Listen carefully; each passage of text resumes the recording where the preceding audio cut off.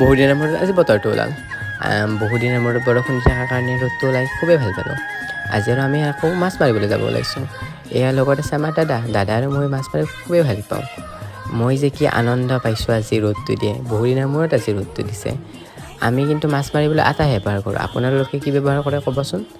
মাছ পাওঁ या নাপাওঁ, আমি কিন্তু বেগখন ল'বলৈ কেতিয়া নাপাহৰোঁ। গৰুটো দেখোন মই গৰু ভাল পাওঁ, কিন্তু গৰুটো দেখি মোক পলালে। এয়া আমাৰ মামা নহয়, ৰাইজৰে মামা। এয়া আমাৰ অতিকৈ আমাৰ ওচৰৰে ফিল্ডখন। এয়া আমাৰ অতি সোনকালে আহি পালোঁ আমাৰ পুখুৰীটো। পুখুৰীটো কিন্তু মাছ মাৰিবলৈ ইমান ভাল লাগে। মাছ কিন্তু পাওঁ, কিন্তু মাছ পাবলৈ হ'লে অলপ ধৈৰ্য লাগে। এয়া মাছ আনিলে মামাই। এইটো মাছটো আমাৰ ইফালে কিন্তু শিঙৰা মাছ বুলি কয়। আপোনাৰ ফালে কি বুলি কয় ক'বাচোন। আবেলিও হ'ল, আজিৰ ভিডিঅ'টো ইমানেই আছিল।